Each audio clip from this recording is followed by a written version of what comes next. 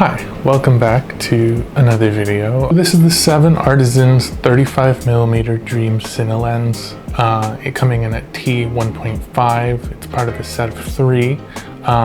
This is a highly affordable entry-level lens set, and as far as I know, one of the cheapest of its class that's not just like a photo lens. I have noticed that there isn't really any reviews for this lens at all. It has been out for a month, and as far as I can tell, it's kind of flown under the radar. On to image quality, I'm gonna have some video previews showing while I talk about it. This particular lens, as it's in their Dream line, has that sort of vintage cinematic swirly look. Very similar to what you'd find, but not quite as intense on the as the Helios 44-2. Now, I do have some comparisons. So I've got the Helios 44-2 in 4K on the A7R2, and then I've got the 7Artisans 35mm, also 4K on the A7R2. Now, keep in mind, these videos might be a bit softer. I did test in Super 35 mode, but the A7R2 is known to have softer 4K video when shooting in full frame, but I wanted to get that full frame look because that's what people are going for when they buy a full frame cinema lens. And this also lets you see the full characteristic of all of the full edges of the lens, that including the optical imperfections. So I'm also comparing this lens to the Zeiss 55mm, the one that originally came out alongside the A7R2. This is known to be one of the sharpest lenses for photo, and I kind of wanted to figure out how this compares, because honestly, these are about on par as far as price.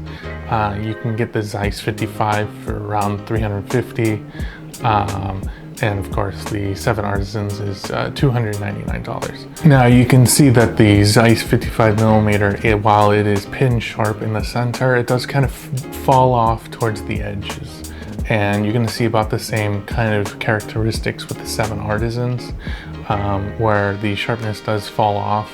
It's not quite as dramatic, I would say, from what I could see. But it does adhere to that sort of vintage, imperfect look. If that's what you're going for, this is the lens for you. Now, I've recorded what could be seen as kind of the worst case scenario for chromatic aberration or purple fringing with this lens.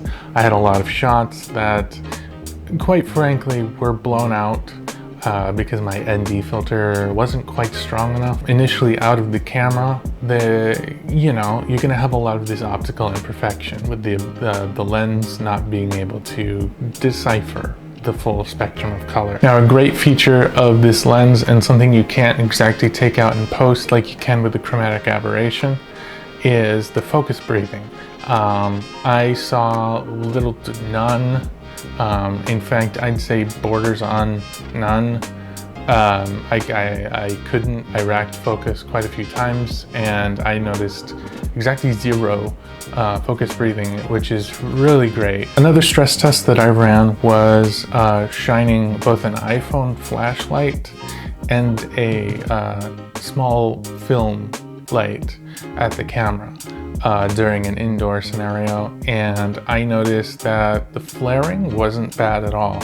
So that's really good if you've got lights going on in the background, effectively mitigating that issue. Now, as we head to the indoor test, you can see that the skin tones seem to be rendered quite well. There doesn't seem to be a magenta or green hue shift, which is really good for this, especially since the A7R2 color science tends to lean towards green. So it seems to come out pretty well. Now, one of the disadvantages of having a budget lens is that you don't have the port in the lens itself that kind of inputs the lens information into the camera. That's a feature that some of the more expensive cinema lenses have.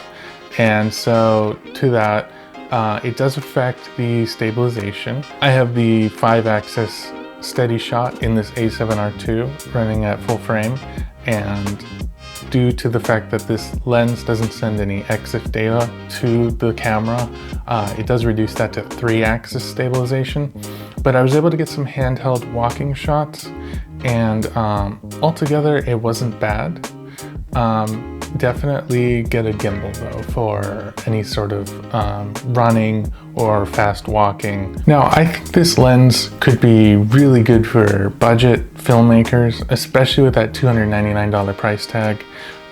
It comes in around the same price as a comparable autofocus lens, but you do get that functionality of the standardized gearing and also the T-stops along with 2 other focal lengths, so that you know exactly how much light is coming into the camera and you don't have that disparity between shots. All in all, while this doesn't show quite as much character as legendary lenses like the Helios 44-2, it does have quite a bit of that imperfect vintage look.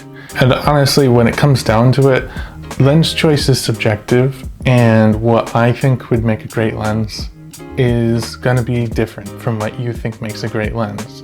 You could be chasing optical perfection, and that just means that this lens isn't for you. Obviously, I think this lens is great for anyone getting into filmmaking and they want to keep their kit price low.